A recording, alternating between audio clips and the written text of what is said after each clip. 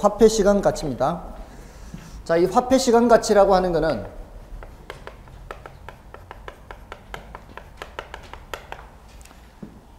이자 계산하는 겁니다. 다른 게 아니고요. 이자 계산.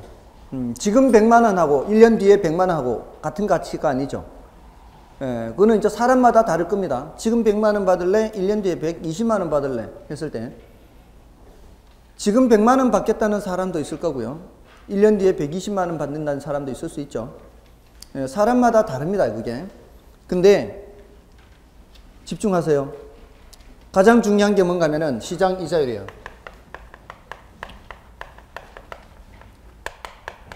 시장 이자율을 이제 10%라고 예를 들게요. 이 숫자가 계산이 쉬우니까 예를 드는 거예요. 이 시장 이자율 10%라고 한다면 현재 100만 원 하고 1년 뒤에 얼마하고 같다는 얘기예요. 1년 후에 110만 원하고 같다라는 얘기죠. 맞나요? 자, 요렇게 현재 값을 미래 값으로 같은 가치의 미래 값입니다. 금액은 다르지만 가치는 어떻다고요? 가치는 같다라고요. 자, 요렇게 바꾸는 거를 할증한다라고 합니다. 숫자가 커지죠? 숫자가 커지는데 일상생활에서 우리가 할증한다라고 할 때도 숫자가 커지지 않습니까? 근데 여기서는 뭐라고 해석해야 되는가 하면은 현재 가치를 미래 가치로 바꾼다라고 해야 돼요. 투자론에서 할증을 얘기할 때는. 아시겠어요? 자, 근데 10%를 계산해서 더하기를 하는 게 보통인데 그렇게 하기보다는 1 플러스 할증률 해서 이 값을 곱셈을 하는 거예요. 지금 할증률이 몇 %예요? 이 시장 이자율 할증률이요. 10%죠. 10%는 숫자로 나타내면은 0.1이죠. 그러니까 1 플러스 0.1 해서 이게 1.1이죠. 1.1을 곱셈하라는 얘기예요. 여기 곱하기 뭘 하라는 얘기입니까? 1.1을 하라는 얘기예요. 그럼 1년 뒤에 110 됐죠? 2년 후에는요? 2년 후에는 다시 여기에다가 곱하기 1.1을 하죠. 그럼 얼마가 돼요? 121이 되겠죠. 자, 이렇게 해서 반복해서 곱하기를 하게 되는 겁니다. 이렇게 되면은 10년 후에는 얼마가 될까요? 계산할 수 있겠습니까? 계산하기 힘들죠? 이거 계산기로 하면은 간단하게 할 수 있죠. 근데 우리는 계산기 시험장에 들고 갈 수가 있어요. 근데 우리가 들고 가는 그 계산기는 원칙적으로 공학용 계산기는 안 됩니다. 우리가 시험장에 들고 갈 수 있는 거는 쌀집 계산기 있죠. 커다란 거. 이거는 이런 지수 계산이 안 돼. 이게 100 곱하기 1.1의 10제곱 10번 곱해야 되잖아요. 지금 10년 후니까. 근데 이런 계산이 안 되는 계산기를 들고 들어갈 수 있어요. 원칙적으로. 그러면 이런 거 출제하면은 이 숫자를 문제에서 시험에서 알려줘야 돼요. 이 숫자를 계산해서 알려줘야 돼요. 안 알려주면 어떻게 풀어야 돼요? 쌀집 계산기는 1.1 곱하기 1.1은 해서 1.21 나오죠. 그럼 여기서 다시 는 해서 나온 값에다가 곱하기 1.1은 해서 계속 해야 되죠. 계속 해야 돼요. 하다 보면은 7번 했는지 8번 했는지 기억이 안 나요. 기억이 안 난다고요. 제가 직접 해봤습니다. 이게 될까 과연. 7번, 8번 가니까 이게 안 된다고. 이게 헷갈려가지고. 그러니까 문제에서는 어떻게 이 숫자를 알려줄 수밖에 없어요. 이런 문제 출제를 한단 말이에요. 그러니까 우리는 굳이 여러 가지 공식들을 외울 필요 없이 이런 숫자를 주면은 곱하기 하면 되는구나. 이렇게 알면 돼요. 그러니까 수학을 하는 게 아니고 우리는 곱하기를 하면 돼요. 자, 근데 지금 이게 2.594라는 거는 지금 여기 1 플러스 R의 N승 이런 공식이 있는데 여기가 0.1이고 여기가 10이에요. 여기가 0.1, 10%고 여기가 10년이거든요. 근데 이게 3% 20년이 될 수도 있고 5% 5년이 될 수도 있잖아요. 그러니까 이런 여러 가지 경우들을 다 뭐로 만들어 놨는가 하면은 표로 다 작성을 해 놨단 말이에요. 여기에 이쪽으로는 퍼센트 쓰고 이쪽으로는 기간을 써서 여기에 쭉 내려가다 보면은 10년이 있고 쭉 가다 보면은 10%가 있을 거 아니에요. 그럼 여기에 뭐가 있단 말이에요. 여기 2.594가 있다면 2.594가. 그럼 나는 요 숫자를 찾아서 어떻게 하자고요? 곱하기만 하면 된다고요. 만약에 이게 20년 3%라면 어떻게 하라고요?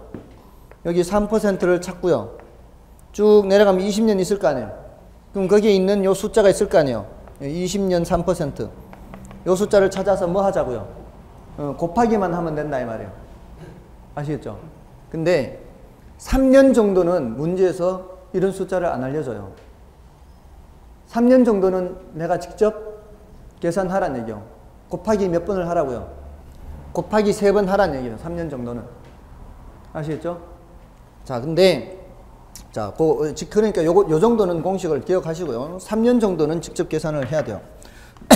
근데 이 경우만 있는 게 아니고 10년 후에 100만 원이 현재 얼마가 될까요? 이렇게도 묻는단 말이에요. 자, 여기서 이쪽으로 갈 때는 1.1을 반복해서 곱했죠. 그럼 이쪽에서 이쪽으로 올 때는 할인을 해놓은 거예요. 할인. 이쪽으로 가는 거는 할증이 되는 거고요. 이쪽으로 가는 거는 할인이 되는 거거든요. 그럼 1년 후에 110은 현재 얼마예요? 1년 후에 110은 현재 100만 원이 되죠. 이때는 일상생활에서 하듯이 그렇게 할인하면 안 돼요. 우리 일상생활에서 할인할 때는 어떻게 해요? 10%를 할인한다 그러면 10%를 계산해서 빼기 하잖아요. 10% 계산해서 빼잖아요. 여기서 10%는 몇이에요?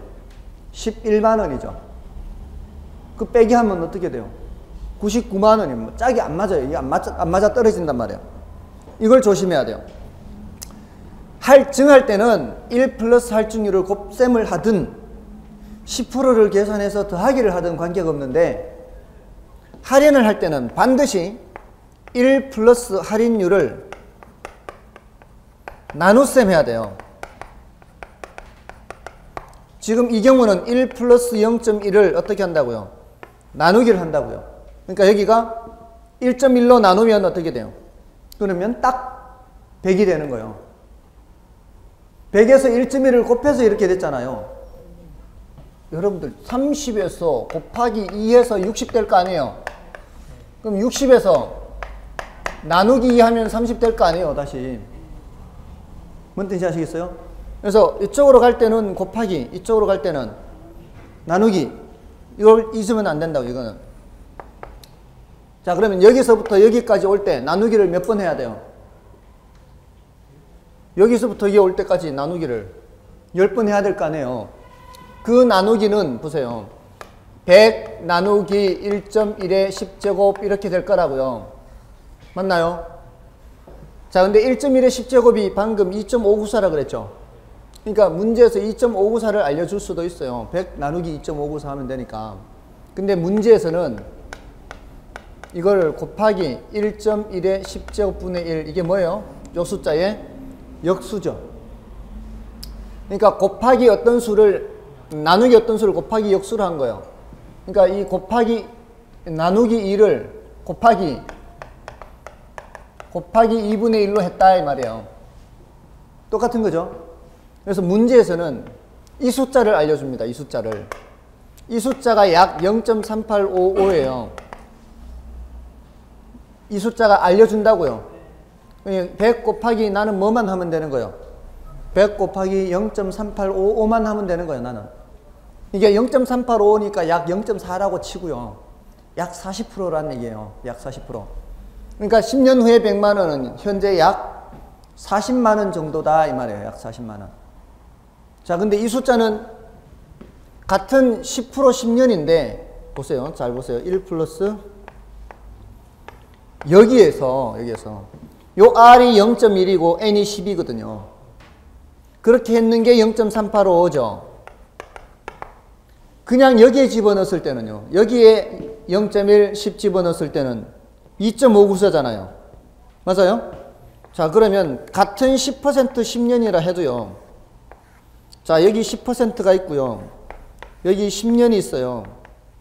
여기는 0.3855가 있다고. 여기는 똑같은 10% 10년이고 여기도 10% 10년인데 요 0.3855는 이 숫자의 역수의 역수. 맞잖아요. 이 숫자와 이 숫자는 무슨 관계 있어요? 역수라고요. 그러면 이 표와 이 표는 다른 표겠죠.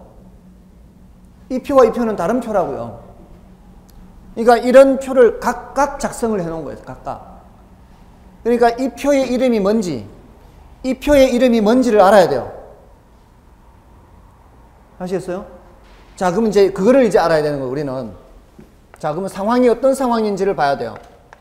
지금 상황이 현재 금액을 알고서 미래 어떤 금액을 알려고 하는 건지, 미래 금액을 알고서 현재 어떤 금액을 알려고 하는 건지, 지금 상황이 이런 상황이냐 이런 상황이냐를 봐야 돼요. 자, 그러면은 이거는 왼쪽 상황이에요, 오른쪽 상황이에요? 요 표. 요거죠, 요거. 현재 값을 알고 미래 값을 알려고 하는 상황이에요. 요거는요, 미래 값을 알고 현재 값을 알려고 하는 상황이죠. 이 표란 말이에요. 그러니까 얘를 이런 상황에서는 왼쪽 표에서 찾아야 되고요. 이런 상황에서는 오른쪽 표에서 찾아야 돼요. 그 표의 이름을 이제 붙이는 거예요.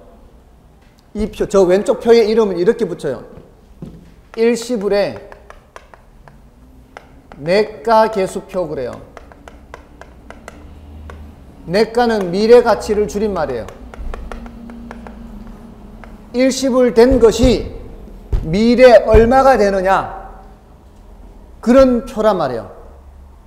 여기에 가면은 2.594라는 숫자가 있다 이 말이에요. 대신 뭐를 알아야 돼요? 이게 10년 연간 10% 이거를 알아야 되겠죠. 10% 10년. 그럼 2.594를 찾아서 나는 1에다가 곱하기만 하면 되는 거예요. 자, 그러면 이런 경우에 이 숫자를 알기 위해서는 어떤 표로에서 찾아야 돼요? 일시불이죠. 한 번밖에 불입이 되지 않잖아요. 언제 금액을 알고 싶어요? 현재 금액을 알고 싶죠. 이럴 때에는 저 오른쪽 표의 이름이에요. 일시불 현가 계수표라고 그래요. 아시겠어요? 어떤 표에서 찾아야 되는지만 알면 된다고요. 이런 상황에서는 일시불 내가 계수표에서 찾아야 되고, 이런 상황에서는 일시불 현가 계수표에서 찾아야 된다 이 말이에요. 됐습니까? 자, 그런데 이런 표가 모두 6개가 있단 말이에요. 그 6개를 다 찾아야 돼요. 구별을 해야 돼, 6개를. 근데 안 어려워요. 잘 들어야 돼. 대신 집중해야 돼요. 2개 말고 나머지 4개 중에 모두 6개인데 나머지 4개 중에 이 둘을 보는 거예요. 매 기간 불입되는 금액이 있어요. 매 기간 불입되는 금액이 있어요. 자, 얘하고의 차이가 뭐예요? 위하고 아래하고의 차이. 아래는 매번 들어가는 금액이 있죠. 매 기간 말이라고 합니다. 매 기간 말. 매 기간 말 불입되는 이러한 금액을 연금이라고 표현해요. 연금. 우리가 퇴직해서 받는 그런 연금만이 아니라 지금 이런 경우 매 기간 불입된다 해서 연금이라 그래요. 자, 궁금한 게 언제 금액이 궁금한가 하면은 이때 금액이 궁금해요. 이 금액이 이게 10년이고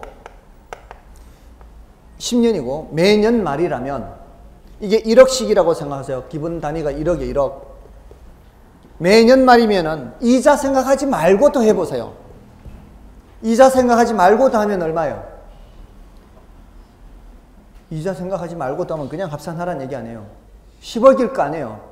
근데 지금 우리는 화폐 시간 가치를 따진다는 거는 뭐를 따지겠다는 얘기예요? 화폐 시간 가치를 따지겠다는 건 뭐를 따지겠다는 얘기예요? 이자를 따지겠다는 얘기예요. 지금 이자를 안 따지면은 얼마가 되겠지만 10억이 되겠지만 이자를 따지자면은 10억보다는 훨씬 많은 금액이 되겠죠. 그 많은 금액은 이렇게 계산된 거예요. 얘는 여기 오면은 이자가 몇 번 붙을까요? 잘 생각하세요. 이자가 몇 번 붙을까요? 여기 오면은 9번 붙는 거, 9번. 첫 번째 년도 말에 집어넣었기 때문에 요 9칸만큼 이자가 붙어요. 얘는요 8번 이자가 붙죠. 각각이 지금 이자 붙는 크기가 달라요. 그럼 얘는요 잘 생각하세요. 얘는 이자가 얼마 붙을까요? 그렇죠. 하나도 없는 거지 얘는. 마지막 매기가 마지막에 넣는 거니까 그냥 넣고 그냥 합산하는 거예요. 이 합계액을 계산하고 싶으면 이 합계액을 이거 하는 거는 이제 수학이라고. 이거 하는 건 수학이라고요. 근데 우리는 그거 할 필요 없다고. 이거 언제 하느냐? 고등학교 2학년 1학기 5월 달에 해요. 이 수학이라고. 고등학교 1학년 2학년 등비수열에 합할 때 한다고. 등비수열에 합할 때 이거 한단 말이에요. 이미 지나갔잖아요. 그렇게 하면은 이런 공식이 나와요. 이런 공식이 나온다고요. 근데 이런 공식은 우리는 알 필요가 없단 말이에요. 이건 우리는 수학하는 게 아니니까. 대신 뭐는 하자고요. 여기에다가 0.1과 0.1 여기에 10년을 집어넣으면 숫자가 나오겠죠. 그 숫자는 지금 얘네들하고는 또 다를 거 아니에요. 다를 거 아니에요. 그 숫자는 10보다 클까요? 작을까요? 여기 0.1, 0.1, 10 넣으면은 이 숫자는 10보다 클까요? 작을까요? 10보다 클 거 아니. 지금 그냥 더하면 10억인데 이자까지 붙어서 더한 거니까 그 숫자의 크기는 15.94예요. 이 15.94도 찾으려면은 어떤 표가 있다고. 이렇게 표가 있는데 여기에 10%, 10년 여기 10% 하면 여기 15.94가 있다고요. 같은 10년 10%인데 숫자가 또 다르죠. 똑같은 10년 10%인데 당연히 다르겠죠. 공식이 다르니까. 그러면 우리는 뭐를 알아야 돼요? 이 표의 이름도 알아야 된다고. 이 표의 이름은 앞에 두 개하고 다르겠죠. 예? 요걸 나타낸 표가 있을 거 아니에요. 맞나요? 그 표의 이름을 이제 붙여보자고요. 이제 우리가 붙여보자고요. 얘는 뭐라고 이름 붙였어요? 일시불 내가계수표로 이름 붙였죠. 얘는 일시불 현가계수표로 이름 붙였죠. 그럼 이거 이름 붙이면 구별하게 이름 붙이려면 어떻게 해야 될까요? 연금 내가계수표라고 이름 붙이자 말이에요. 연금 내가계수표. 됐어요? 그 연금 내가계수표에서 몇 퍼센트 몇 년 찾으면 10% 10년 찾으면 어떤 숫자가 있다고요? 15.94가 있으면 1억 곱하기 뭐 한단 말이에요. 난 곱하기만 하면 된다고. 1억 곱하기 15.94 하면 15억 9,400만 원 된다 이 말이에요. 자, 그럼 이것도 마찬가지. 지금 이런 경우도 삐딱하죠 이게. 지금 제가 이게 가장 취약한 게 제가 제일 못했던 게 미술이에요. 미술. 중고등학교, 초등학교, 중고등학교. 이게 지금 멀리서 보면 이게 삐딱한지 이게 지금 여기 칠판이 줄이 없어요. 줄이. 보통 칠판이 줄이 있잖아요. 줄이 있으면 줄 따라 이렇게 그리면 되는데 이건 칠판에 줄이 없어요. 이게 줄 좀 쳐달라 그래야 되겠어. 아니 왜 줄을 없앴는지 모르겠어. 이거 줄 있으면 이게 이 필기하기 참 좋은데 이거 줄 따라 이렇게 하면 되는데 하다 보면 막 위로 올라가고 이래요. 이게 이렇게 쓰기 때문에. 자, 어쨌든 매기간 불입되는 게 있으니까 이것도 뭐예요? 연금. 근데 이걸 언제 금액이 궁금한 거 이거는 이때 금액이 궁금한 거예요. 그럼 요 놈은 여기 오면은 몇 번 할인하는 거예요? 한 번 할인하는 거 1년치. 요 놈은 2번 할인하고요. 맞잖아요. 그러면 한 번, 2번. 얘는 몇 번? 20년이면 얘는 몇 번? 10번 할인하는 거죠. 숫자가 작아지죠. 작아지지만 합산하겠다고. 합산. 더 하겠다고. 자, 그 소리는 뭐예요? 지금부터 10년간 매년 말 1억씩 받을래? 지금 한꺼번에 받을래? 이 소리예요. 그러면은 이자 계산하지 않으면 얼마를 받아요? 이자 생각하지 않으면 10억 받잖아. 10번이니까. 근데 이자 생각한다는 얘기는 할인을 해서 받으면 10억보다는 적은 금액 받겠죠. 10억보다 적은 그 금액을 계산하려면 이 말이에요. 그러면 또 이것도 공식이 나와야 되겠죠. 그 공식은 여러분들이 알 필요 없어요. 머리만 아파요. 이런 공식이라는 게 있답니다. 예? 여기에다가 0.1, 0.1, 10, 10 집어넣으면 어떤 숫자가 나오겠죠? 그 숫자는 6.145라는 숫자가 있어요. 그러면 이 숫자가 있는 거는 똑같은 10년, 10년, 0.1, 10%, 10%라 해도 지금 여기는 15.94, 여기는 0.385, 여기는 2.594. 지금 다시 또 어떤 수가 나왔어요? 6.145가 있죠. 이 표의 이름도 달라야 될 거 아니에요. 지금까지 나왔는가 하고. 그 표의 이름을 또 붙여보자고요. 무슨 표?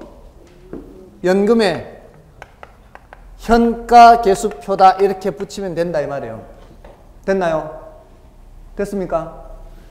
자, 그러면 이거 몰라도 된다 공식. 그래서 지금 이 교재에는 이런 복잡한 공식은 아예 안 써놨다고요.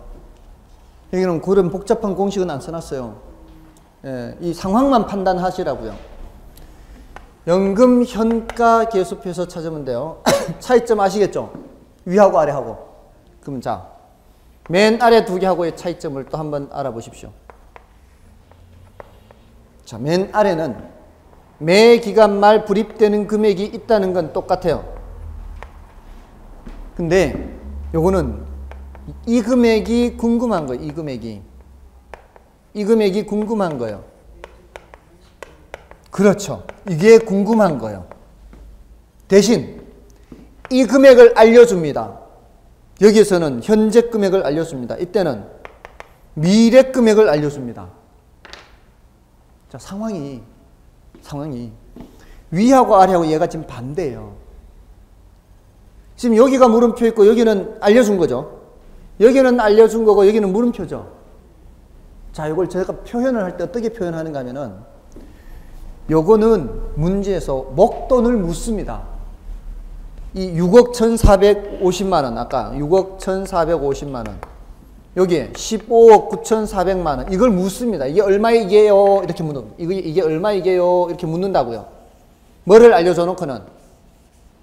이 금액을 알려줘 놓고는. 자, 그러면은 묻는 거를 이렇게 단순화 시키자고요. 문제에서 제가 표현할 때 이걸 뭐라고 표현하는가 하면, 목돈의 크기를 묻는 경우고, 얘네들은 목돈의 크기를 묻는 경우고, 얘네들은 푼돈의 크기를 묻습니다. 물을 때. 이게 푼돈의 크기를 묻는 거예요. 이 돈보다는 얘네들이 어떻게 써요? 작은 금액이라고요. 쪼갠 거라고요. 쪼갠 거. 그러니까 이게 10년이면은 몇 개로 쪼갠 거예요. 이 10년이고 매년 말이면은 이거를 10개로 쪼갠 거라고요. 이게 10년이고 이게 매년 말이면 이거 몇 개로 쪼갠 거라고요. 10개로 쪼갠 거라고요.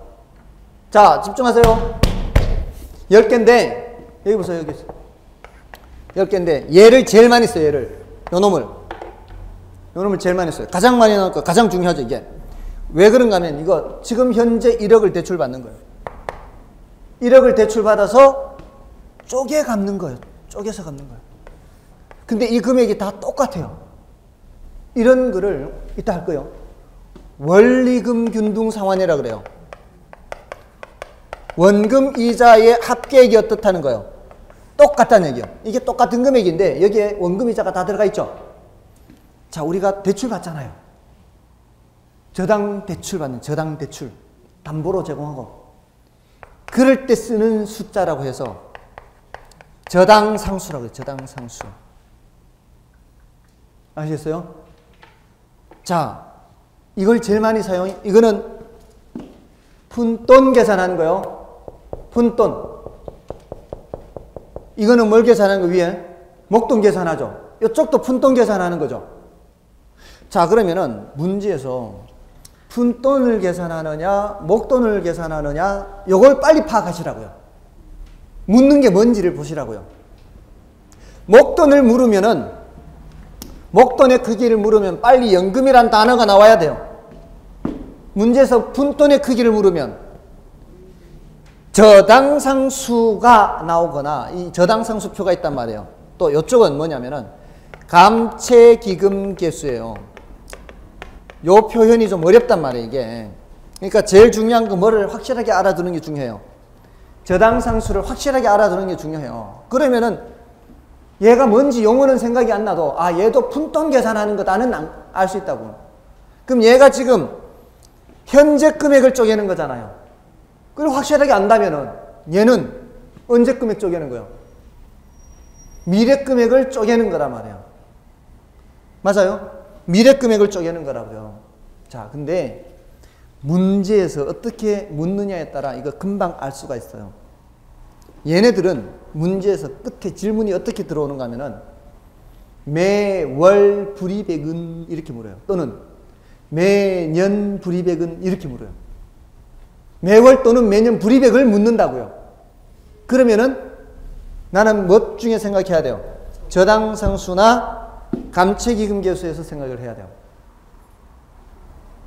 푼돈을 묻는데 이 말이에요. 푼돈을 묻는데 미래돈을 쪼갠 푼돈을 물으면 감채기금계수고 현재 돈을 쪼갠 푼돈을 물으면 저당상수예요.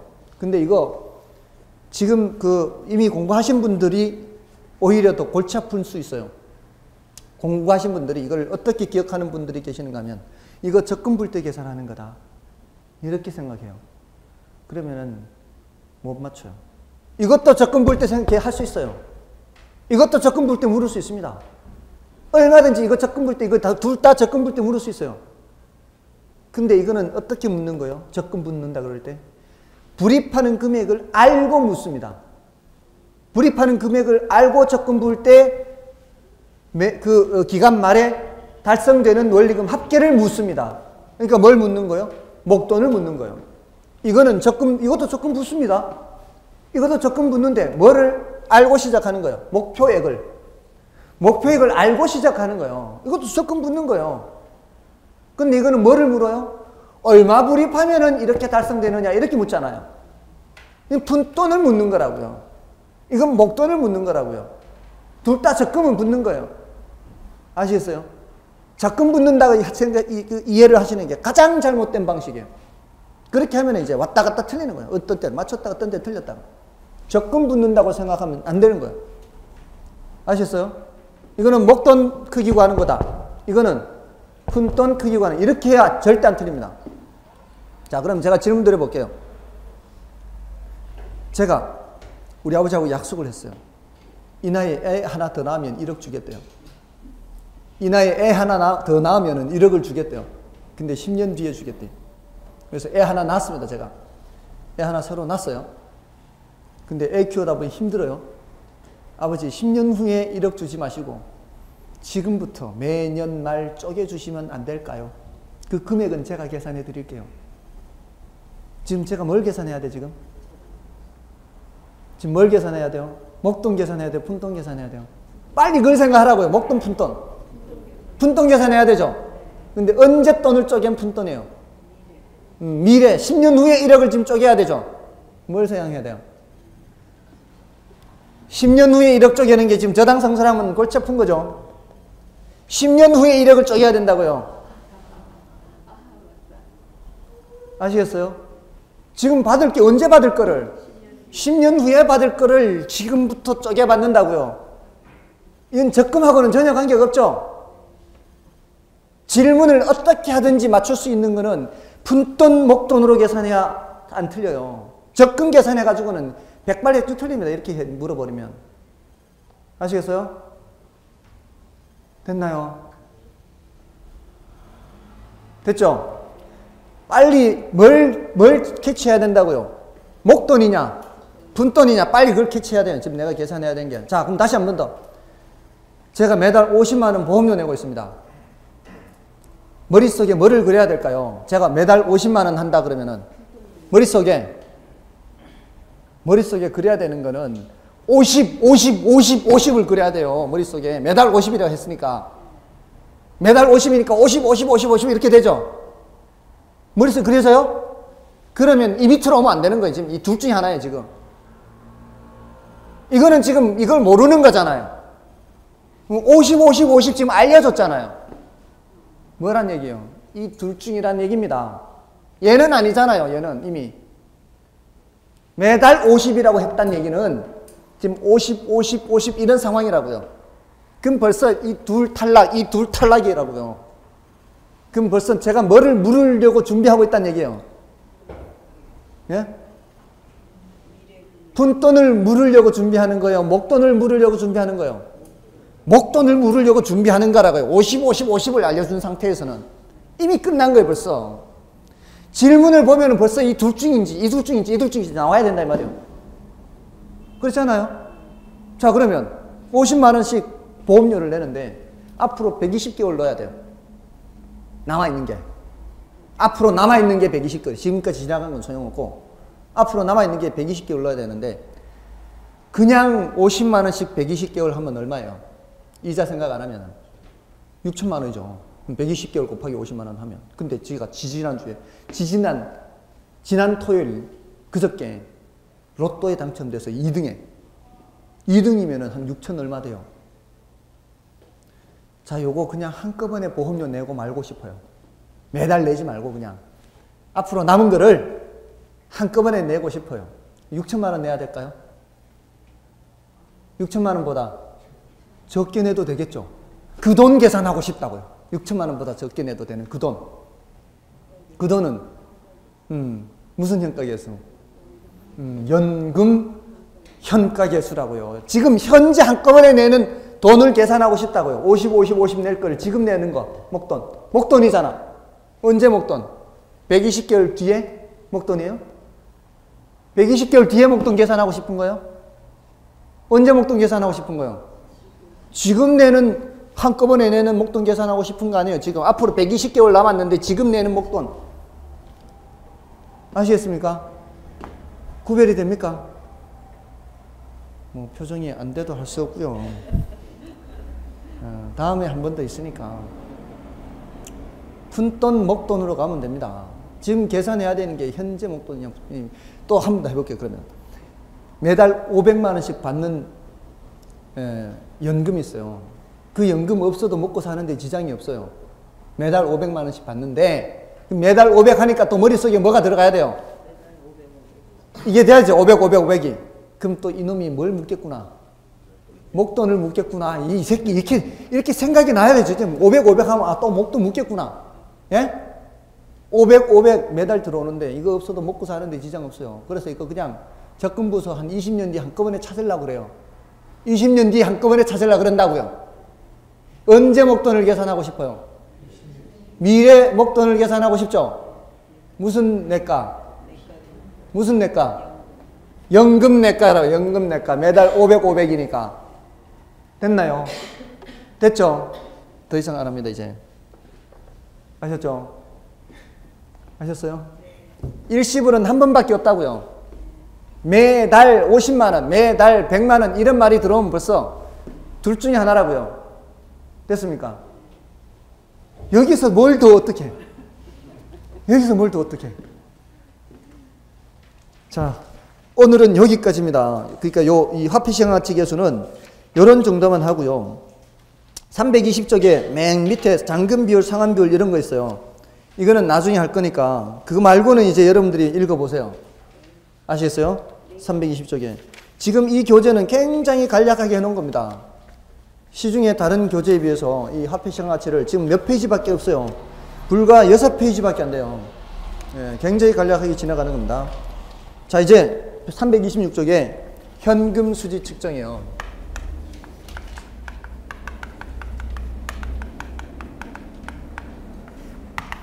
자, 돈 들어오고 나가는 거 계산하는 겁니다. 수가 들어오는 돈, 지가 나가는 돈이에요. 수지. 들어오고 나가는 돈 계산하는 겁니다. 자, 우리가 투자를 하게 되면은 이게 돈이 들어오는 게 얼마인지 나가는 게 얼마인지를 보고 비교해야 될 거 아니에요. 예, 그래서 투자하는 게 좋을란지 안 하는 게 좋을란지 그거 보는 거예요. 근데 이거는 수익성 부동산을 전제로 해서 생각하세요. 수익성 부동산.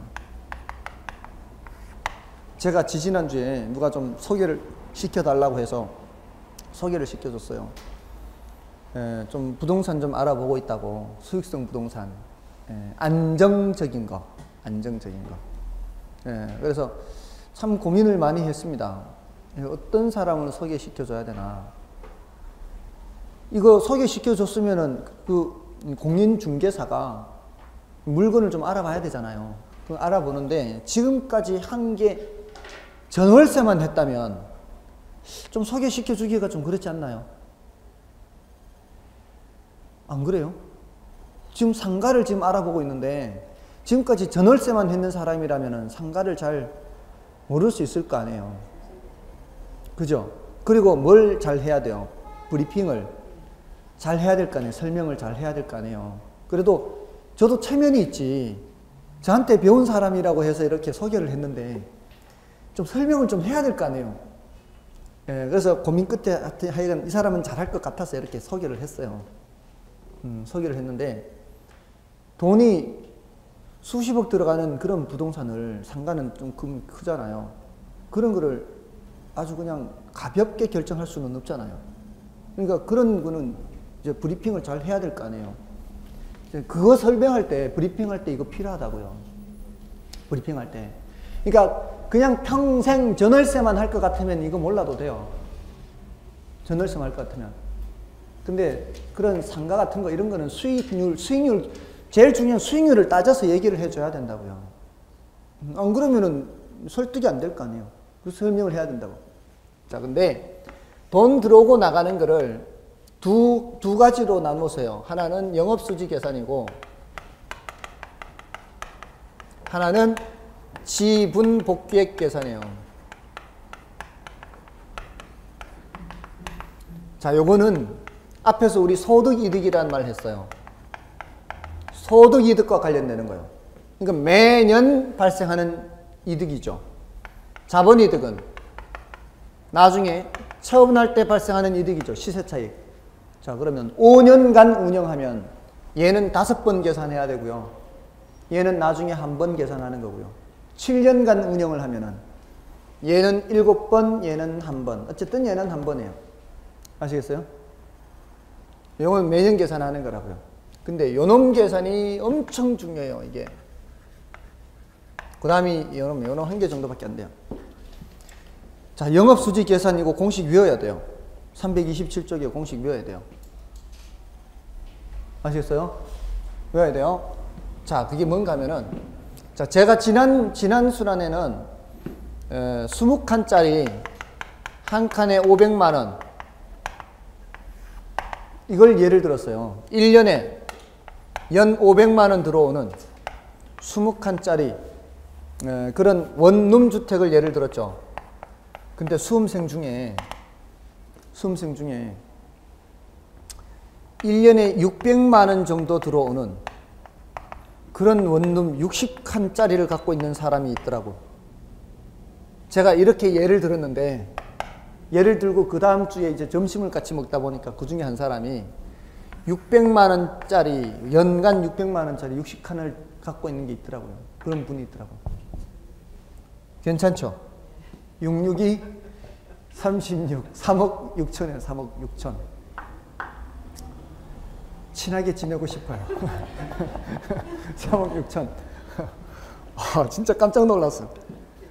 네, 괜찮습니다. 네, 근데 좀 설명을 드릴게요. 정말 괜찮아요, 정말. 자, 들어보세요. 제가 지난 순환에 말씀드릴 때 가능총소득 했죠. 이걸 이제 어떤 교재는 이제 가능조소득 그러기도 해요. 조소득 또는 총소득.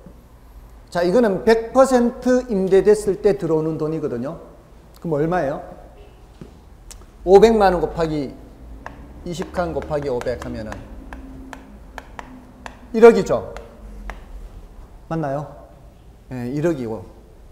자, 이게 가능총소득은 그야말로 말 그대로 100% 1년간 가득 찼을 때 들어올 수 있는 돈이죠. 근데 그렇게 된다는 보장이 있어요, 없어요? 네, 뭐가 있을 수 있어요? 공실 또는 방은 찾는데 돈 안 내고 튀는 놈 있죠. 먹튀, 뭐 하여튼 튀는 놈 이런 사람들이 있어요. 그러면은 돈 안 들어오잖아요. 그리고 경우에 따라 주차장 수입 같은 게 들어올 수 있어요. 이런 건 기타 소득이라 그래요. 그런 거를 감안하면은 이만큼이 안 되는 경우가 많습니다. 예, 그래서 실제로 내가 주머니에 잡을 수 있는 돈 이거를 유효총소득 그래요. 유효총소득. 이걸 한 9천 잡자고요. 이 차이가 있는 게 뭐 때문이라고요? 공실, 그리고 방은 찾는데 돈 안 내는 사람들, 불량부채 충당금 그래요. 또는 대손 충당금 그래요. 근데 이 아줌마는 나이도 젊어요. 예, 나이도 40대 초반인가 그래요. 근데 젊었을 때부터 이거를 이렇게 해가지고 이렇게 계속 불려온 거더라고 보니까. 젊었을 때부터. 근데 이 아줌마는 이 동네가 집이 없어 못 판대요. 방이 없어서 못 내놓는데. 하여튼 없어서 지금 구할 수가 없대. 공실이 거의 없다는 거예요. 이 3억 6천이 거의 발생한다는 거예요. 유효 그대로. 방이 없어 못 내놓을 정도니까. 자, 얼마나 끝내주겠습니까? 보통은 공실을 고려해야 되거든요. 근데 이 동네는 지금 집이 부족해가지고 몇 년째 계속 공실이 없대요. 다음에, 자, 일단 내 주머니에 들어왔다면 돈이 빠지는 돈도 있을 거 아니에요. 빠지는 돈. 뭐 경비 같은 게 있을 거 아니에요. 뭐 세콤 용역비, 청소 용역비, 뭐 이런 각종 경비, 영업 경비를 빼야 뭐가 나오는 거예요. 그래야 내가 좀 순수익이라고 하는 게 나오죠. 이게 순수익에 가까운 게 순수익. 그런 좀 떨어지는 게 있을 거 아니에요. 그런 거를 한 고려해서 한 이 정도 잡자고요. 근데요, 이 아줌마는 관리비 별도 받는 거예요. 수도요금, 전기요금, 뭐 청소 용역비 요금에 해당하는 걸 따로 받는 거예요. 따로. 그러니까 지금 여기에서 빼야 될 비용이 없는 거예요. 그대로 내려오는 거죠. 그대로. 3억 6천이 그대로 내려오는 거예요. 더군다나 예를 들어 이 임대차 계약을 작성할 때 도배장판 뭐 손상이 가게 했으면 원상 복구 조항까지 집어넣은 거예요. 방이 없으니까. 싫으면 말하는 거예요. 싫으면. 방이 없으니까. 그러니까 이게 이 3억 6천이 거의 그대로 들어오는 거예요. 공실도 없지, 비용도 없지. 그죠? 그러니까 더더욱 친하게 지내야 되죠. 아니, 이렇게 보는데 그럼 친하게 지내지. 전화 자주 하십니까? 아니, 그러지는 않습니다. 네. 자, 어쨌든 이렇게 하고 이제 그분이 생각하는 딱 한 가지가 뭔지 아세요? 지금 여기에 빚이 꽤 있어요. 빚이. 지금 이게 시세가 제가 봤을 때는 한 60억 정도 될 것 같아요. 60억 근처 될 것 같아요. 5, 60억 될 것 같아요. 근데 이 중에서 한 30억, 40억 가까이는 40억 가까이는 빚인 것 같아요. 3, 40억. 그러니까 빚이 상당히 많은 것 같아요. 35억이나 뭐 이렇게 상당히 많아요. 타인자본이 상당히 많은 거예요. 그러니까 굉장히 세게 받은 거예요. 어떤 능력인지 모르겠는데 한 30억 이상 최소한. 그러니까 60%면 얼마죠? 36억이죠. 내 돈은, 자기 돈은 24억밖에 없는 거예요. 이게 거의 빚이요, 빚. 상당히 세죠. 근데 이 이자율이 엄청 싸요. 4.5%도 비싸다 그러면서 은행을 바꾸더라고. 그날 점심 먹는데 문자가 왔어요. 앞으로 4.5%라니까 옆에 앉아있는 다른 아줌마가 너무 비싸다 그거 다른 데로 옮겨라 해서 4%대로 바꿨어요. 그럼 얼마예요? 4, 6, 2, 24, 4, 3, 14 1억 4,400만 원이에요. 그러면 이게 지금 얼마예요? 3억 6천이잖아요. 3.6억이요. 3억 6천인데 1.44억을 빼면은 얼마예요? 2억 1,600만 원이죠. 맞나요? 2억 1,600만 원이면 내 돈 24억 들어갔죠.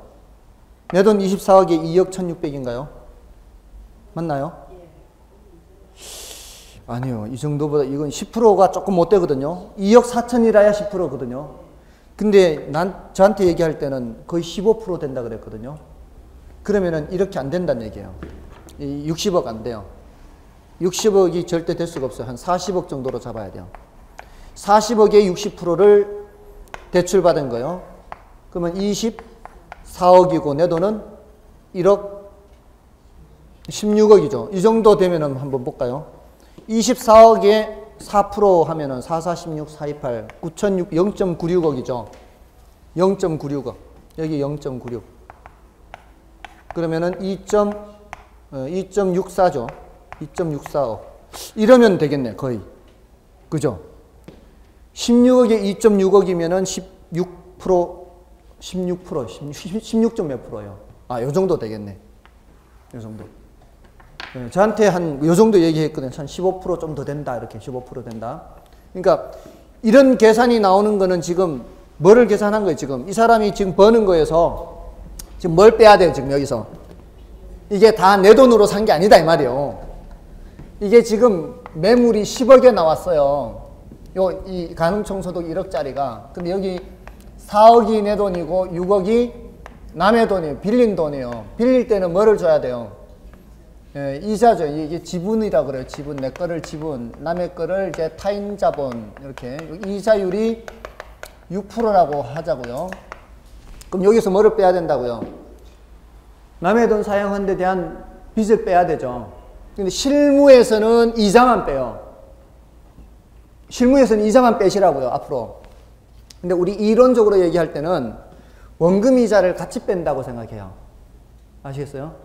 원금 이자를 같이 빼고 남는 게 세전 지분 복귀액이라 그래요. 세전 지분 복귀액이 예를 들어 3천이라고 치자고요. 이거 뺏는 게 4천 빠진 게 4천 뺏는 게 뭐하고 뭐를 뺀 거라고요?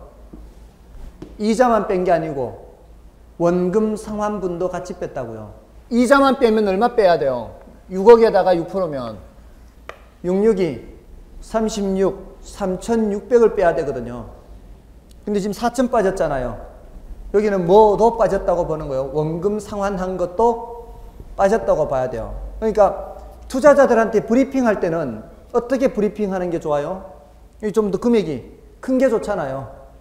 예, 물론 이제 여기 원금 갚은 것도 이게 포함되어 있습니다. 설명하면 되지만 설명이 복잡해지니까 우리 이론적으로 할 때는 여기 지금 뭘 빼야 된다고요? 이자뿐만이 아니라 원금 상환까지 같이 빼는 건데 실무에서 브리핑할 때는 이자만 빼서 브리핑하면 돼요. 이 투자자들한테 브리핑할 때는 요걸 중심으로 브리핑을 하는 거예요. 요걸. 사장님 지금 4억 투자하시는데 예, 3천만 원 버세요. 만약에 이자만 빼면 얼마 번다고 대답해야 돼요? 이자는 66이 3,600이잖아요. 이자는 3,600이잖아요. 이자는 3,600이니까 사장님 3,400 버시는 거예요. 얼마 투자해서? 4억 투자해서. 그럼 몇 프로예요? 4억에 3,400이면 8.5% 나옵니다. 8.5%. 어떻습니까? 사장님 이 정도면은 그래도 요즘 같은 금리에 괜찮지 않으십니까? 이렇게 할 수 있잖아요. 이게 중심이 돼야 된다고요. 자, 근데 이게 세전이라고 돼 있죠. 뭐도 있다는 얘기예요. 세후 죄송합니다. 지분복귀액이 아니고 세전 현금 수지예요. 세전 현금 수지. 세전 현금 수지. 그 다음에 세후 현금 수지 이렇게요. 자, 이게 500이라면, 500, 이 세금이 500이라면, 여기 얼마 빠져요? 500을 빼야 되죠. 근데 아까 우리 요거, 이론적으로는 뭐 뺀다 그랬어요? 요걸 이제 부채 서비스액이라고 하는데, 이론적으로는 이자만 빼는 게 아니고, 뭐도 뺀다고요? 원금 이자를 같이 빼서, 4천 빼서 3천 뺀다, 이렇게 하고요. 여기에서, 영업소득세가 있어요. 영업소득세를 빼서, 500을 빼서 세후현금 수지가 2,500 이렇게 된단 말이에요. 지금 계속 남는 것만 썼어요. 빼는 거를 안 썼어요, 지금. 빼는 거 쓰면 이제 머리 아플까봐, 복잡할까봐. 이건 머릿속으로 생각하라고요. 빠지는 거. 여러분들 생각하시라고. 자, 그러면은 이게 세후현금 수지가 2,500이면 투자자가 얘기하겠죠. 아니, 방금 이 4억 가지고 3천 번다고 했는데, 여러분 이제 7.5%인데, 4억 가지고 2,500 버는 거 아니냐. 당신 그렇게 설명하면 되냐. 4억 가지고 2,500 버면 6.25%밖에 안 된다. 당신 너무 과장해서 말하는 거 아니냐. 이러면은 할 말이 있어야 돼요. 사장님, 이거는 세금 낸 거잖아요. 은행 정기예금 금리가 2%라 그러면 그 2%가 세금 내고 난 후에 2%예요? 정기예금 금리도 세금 내기 전에 2% 아닙니까? 그러면은 지금 우리 이런 거 분석할 때 다 세금 내기 전에 수익률로 얘기하니까 부동산 투자할 때도 세전 수익률로 얘기하는 게 원칙이다. 이렇게 얘기를 해야 될 거 아니에요. 그래야 브리핑을 하는 거지. 뭔 뜻인지 아시죠? 자, 그런데 사장님 4억 투자하시죠? 4억 투자해서 사장님 7천 버세요. 잘 보세요. 누가 여러분들한테 이제 브리핑을 하는데 사장님 4억 투자해서 7천 버니까 17.5%예요. 엄청나지 않습니까? 이렇게 하면 돼요, 안 돼요? 왜 안 돼요? 4억 투자해서 7천만 원 벌면은 수익률이 엄청나잖아요. 17.5%. 이렇게 하면 돼요, 안 돼요? 왜요? 이 7천은 4억이 번 게 아니고 10억이 번 거기 때문에 그러면 안 된다고요. 사기치는 거라고. 그러면 이 7천은 얼마가 번 거라고요? 10억이 번 거라. 10억이. 지금 여기서 이게 빠진 이유가 뭐예요? 남의 돈 썼기 때문에 빠졌죠? 맞아요? 남의 돈 안 썼으면 그냥 7천 내려올 거 아니에요? 남의 돈 안 쓴다는 얘기는 전부 다 내 돈으로만 투자한다는 얘기죠. 10억 전부 다 내 돈으로만 투자하면 그냥 7천 내려와서 거기서 영업소득세를 빼야 될 거예요. 그러니까 결국 이 7천은 얼마가 번 거라고요? 10억이 번 거라고요. 7천은 10억이 벌었고 그것을 6억 된 얘한테 4천 주고 남는 3천은 내가 된 4억에서 이 4억이 가져오는 거라고요. 아시겠어요? 그러니까 비교 대상이 아니라고요. 얘네들하고 비교하려면 얼마 비교해야 돼요?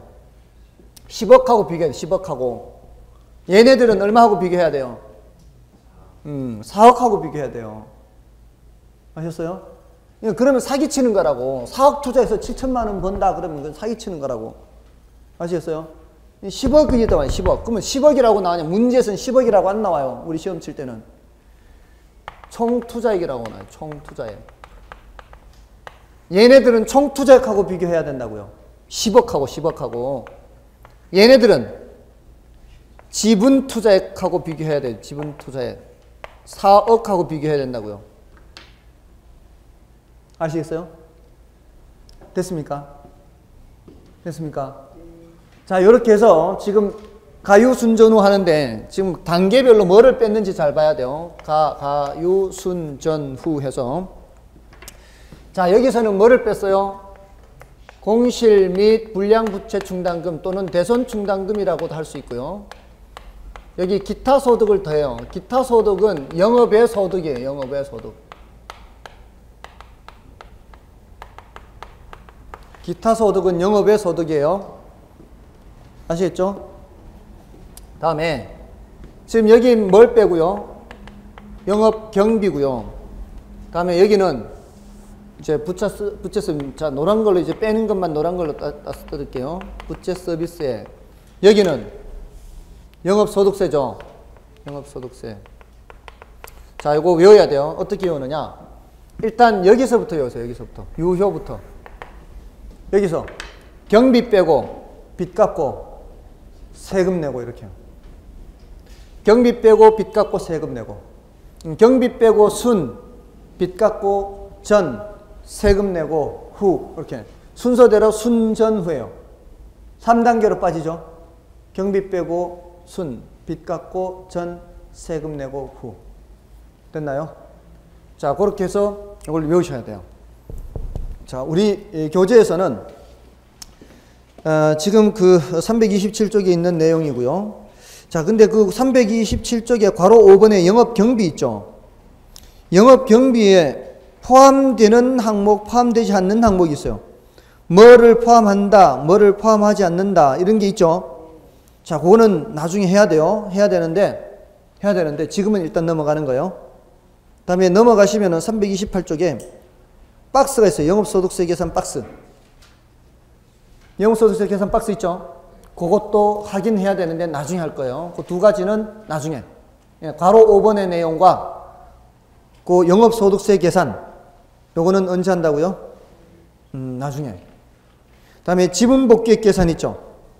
지분 복귀액 계산은 거기 매도 가격에서부터 순매도액의 순, 매도 가격의 매, 세전 지분 복귀액의 전, 세후 지분 복귀액의 후 해서 매 순전 후 동그라미 쳐보세요. 매 순전 후. 자, 매 순전 후에요. 매도액, 순매도액, 세전 지분 복귀액, 세후 지분 복귀액. 매도액에서 순매도액, 그 다음에 세전 지분 복귀액. 요거는 세후 지분 복귀액. 자, 모두 다 저쪽이나 이쪽이나 모두 다 구조가 똑같아요. 경비 빼고 빚 갚고 세금 내고요. 여기는 경비는 무슨 경비예요? 여기 경비 무슨 경비? 영업경비, 영업경비. 이쪽은 무슨 경비예요? 매도경비. 이쪽은 빚이 무슨 내용이었어요? 내용이 원금이자였죠. 이때는 빚이 잔금이에요, 잔금. 이때 다 못 갚은 빚. 이때는 매도경비. 중개수수료 같은 게 매도경비의 대표적이에요. 여기는 무슨 이득세? 자본이득세. 여기는 영업소득세. 똑같죠, 구조가. 구조는 똑같습니다. 경비 빼고 빚 갚고 세금 내고. 자, 요거는 이제 요런 정도로만 보시면 돼요. 더 이상 뭐 난이도 높은 건 할 필요 없고요. 자, 이제 좀 쉬고 이제 투자 분석 기법을 설명을 드리고 이제 금융론까지도 들어가 보겠습니다. 네, 좀 쉬고요. 요거 안 지우셔도 되겠습니다.